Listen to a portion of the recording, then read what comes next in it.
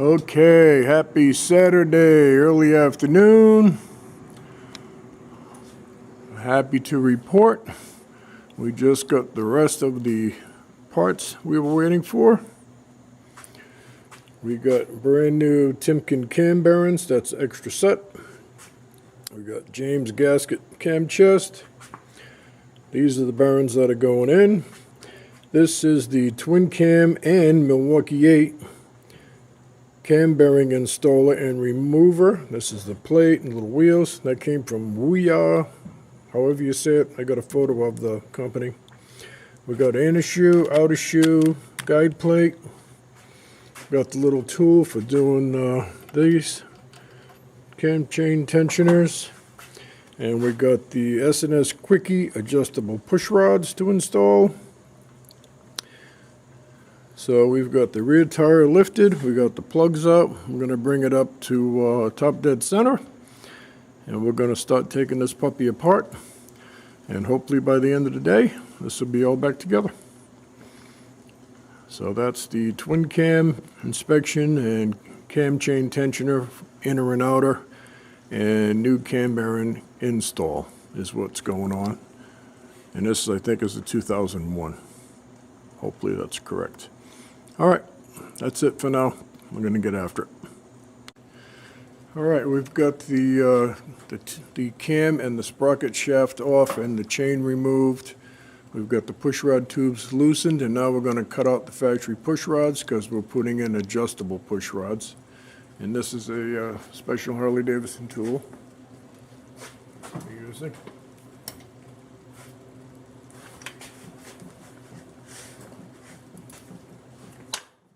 Okay, there's one.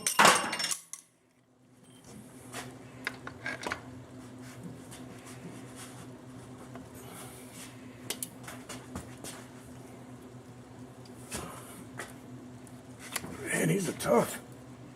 There it goes. All right.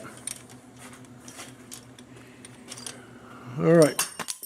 I'm going to clip out the back two, which is done just like that. That's it for now. Get rid of the rest of them. All right, we've got the cam chest cover off, and look at the inner shoe, or more accurately, no inner shoe at all. It's right on metal to the chain. Okay, there's a new one here somewhere. That's the outer one. Yeah, that's the outer one. Anyway, it's supposed to have a shoe like that. This is for the outside. This one's different, but it's not handy at the moment. And then inside here, with the previous owner saying he had done all kinds of work, hopefully you're catching those cam bearings. You can see how there's every other cam bearing missing. That's a Harley Davidson cost savings. They were so brilliant to do. And here is what a real cam bearing should look like. Notice it has all the needle bearings all the way around. Isn't that something? Harley probably saved himself, 10 cents a motorcycle doing that, so it could blow up later at about the 50,000 mile mark usually. Isn't that nice? Oh well. So we're going to be changing the inner cam bearings next. The lifters and everything looked good. Miraculously, there are no metal shavings anywhere on this bike. The oil is clean. It's going to get cleaned out and new oil put in, new filter. The lifters look really good. It's amazing. It's absolutely amazing. So now we got to press these cams out. These are start cams. He said he changed his camshafts. The guy was just, like I said, effortless. So we got that far. That's just absolutely amazing. Okay, so we're going to bring that over to the bench, press these cams up, install the new shoes and tensioners. Then I'm going to get out my new tool, pop these bearings out, and install the new actual real honest to goodness USA made Timken bearings, and throw those in the garbage where they belong. All right, I'll be back. Okay, now what I didn't catch is I've already removed the factory INA bearings. You can see where every other bearing is missing. So those have already come out. This is the removal tool, which is a different size than the one I already have, which was for Evo or shovel head. This tool came with a Twin Cam 88 tool, and it also came with another one of these to do the Milwaukee 8, which is bigger. And that is the company I bought it from, out of Ohio, Wahawa, or however you say it, Ohio Products. This is the camshaft installer tool. I've got the new Torrington bearing on here, greased. We've got the insertion tool.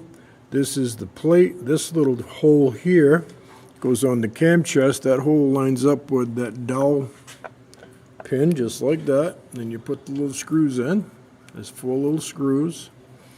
And what that does is that lines this shaft with the cam bush bearing and installs it directly into the engine block. No mistakes. So that's the brand new tool to do twin cams and Milwaukee 8s, which this is my first twin cam engine. I've stopped working on these in '99 when these twin cams came out and went in another direction with life.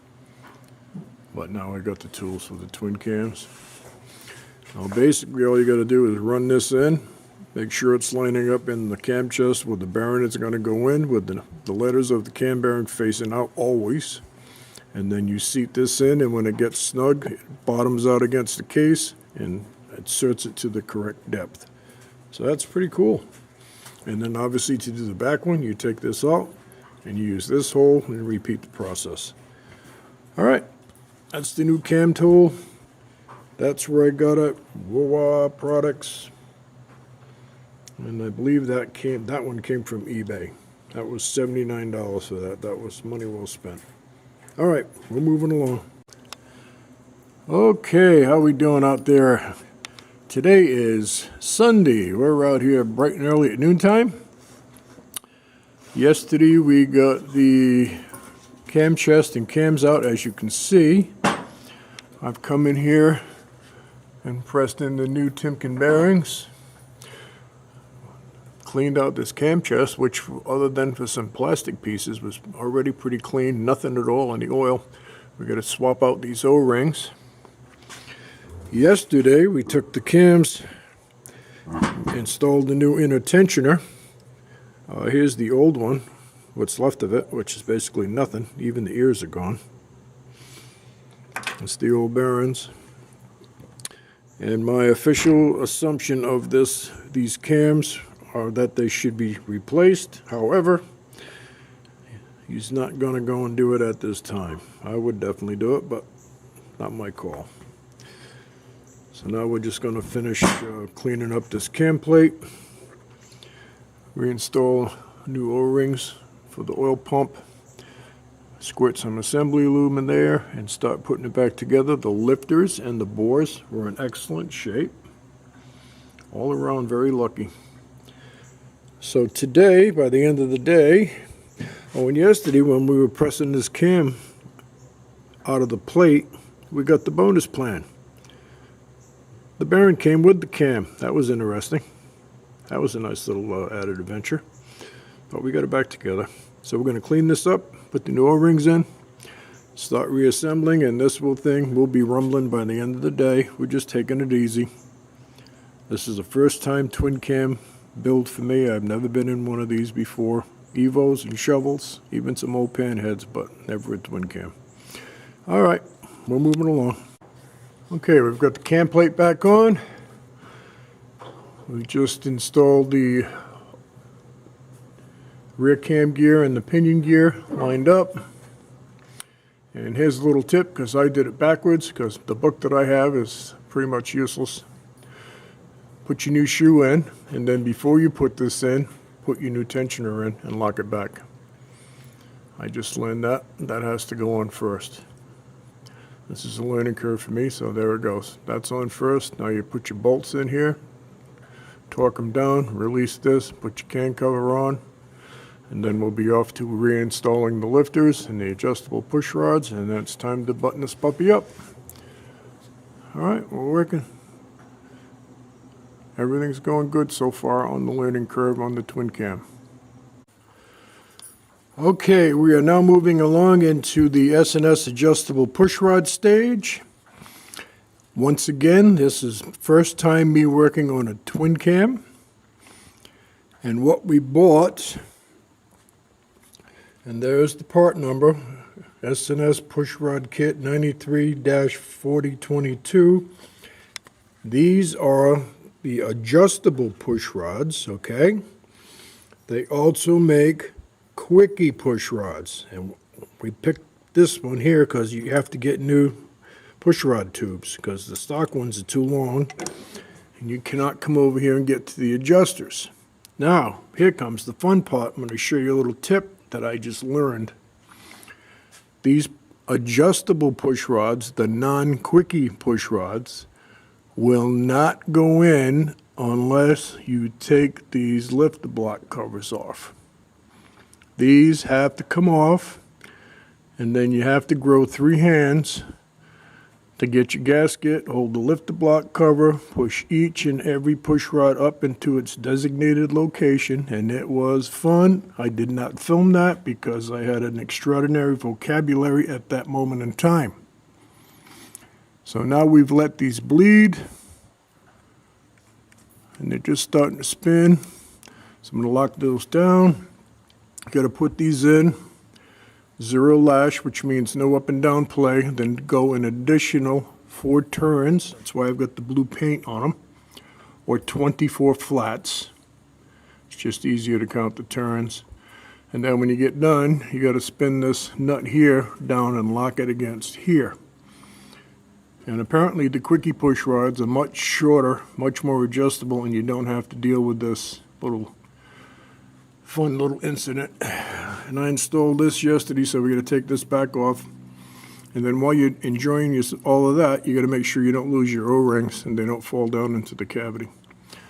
So that was another little twin cam learning curve adventure. So I'm getting ready to do the rear intake and exhaust, and then it's put this thing back together, oil change, and it's done. All right, I just wanted to share that. And the instructions that you give, it's a QR code you have to scan. They don't even put a piece of paper in here anymore. Here's a picture of the quickie push rod. That's the standard push rod. 2 different animals entirely. So in the future, I'll be buying those. Just wanted to share that little bit. It's interesting. There's so much information on this page. It has absolutely nothing to do with these push rods. All right. Hopefully next time I film this, it'll be running. Okay, please disregard the noisy rain on the roof. But this is the start of the bike after we got it all back together. And Monkey G's up on the bike on top of the lift, which is impressive. It's not a Harbor Freight lift. And here we go.